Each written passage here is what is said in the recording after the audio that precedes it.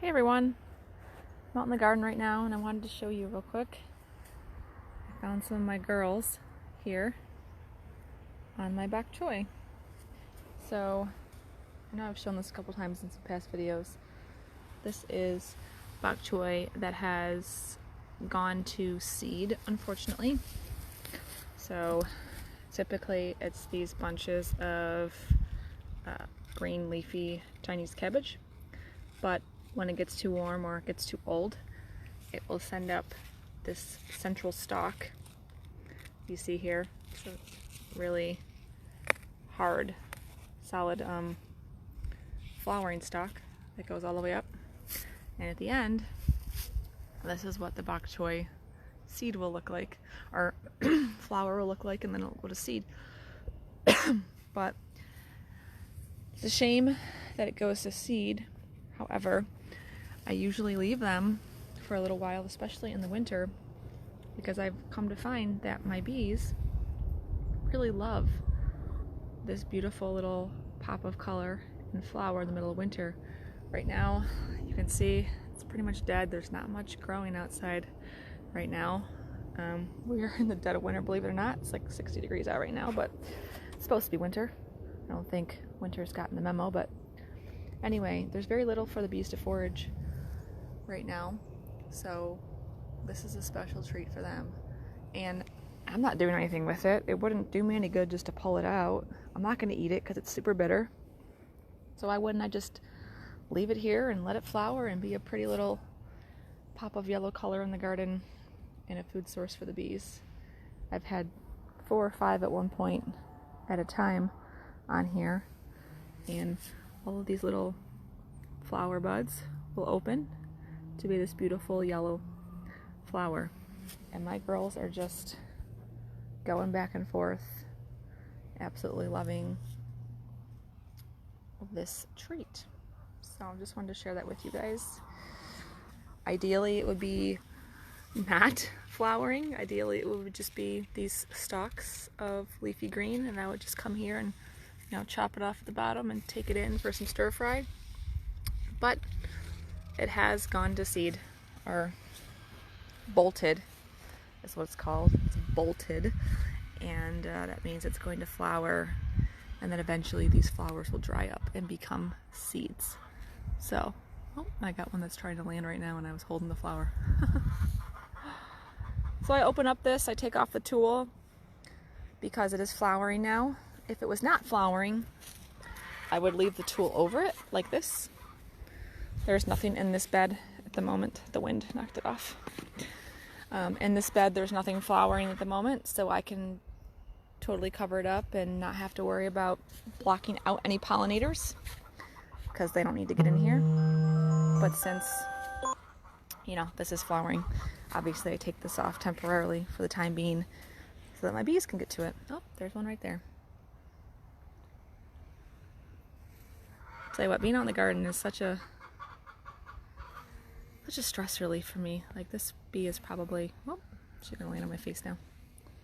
This bee is probably 4 inches from my phone right now. And they're going around. It looks like they're getting nectar. Might be getting pollen though. Look at, you see how on her. Let's see if it'll flower. It's a little windy right now, so they're having trouble landing, but they're getting, I think, nectar and a little bit of pollen even on her legs. She's got some yellow stuff. So just want to show that. If you have anything that goes to seed, broccoli will do the same thing.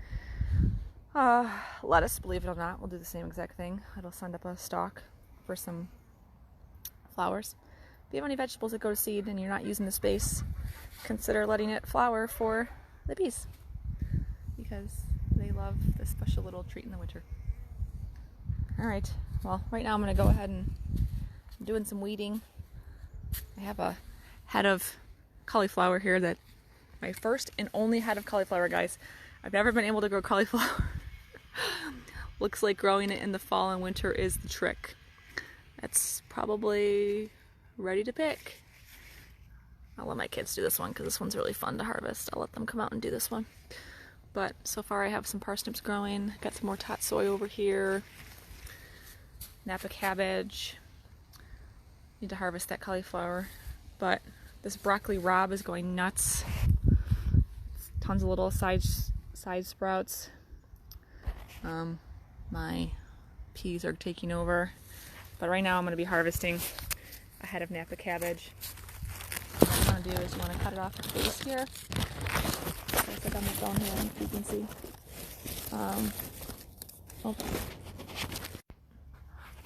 Sorry, I paused my broadcast.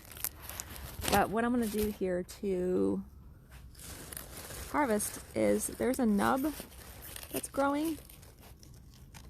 I'll show you here. So the root that it comes out of, and I'm just going to take a sharp knife and let's see if I can set this up so you can see.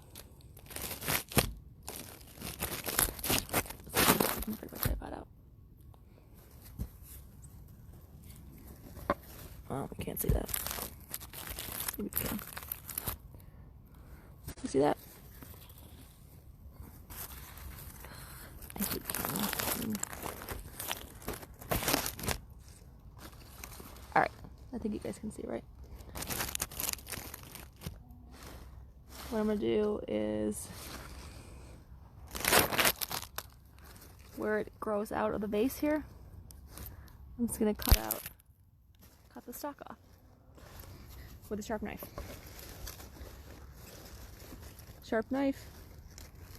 There is the root, and I'm just gonna boom.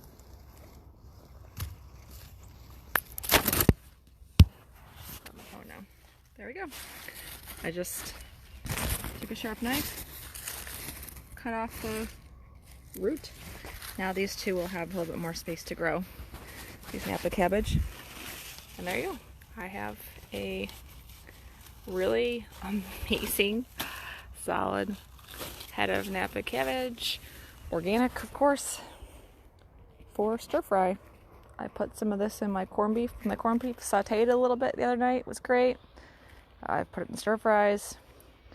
Could probably make coleslaw with it.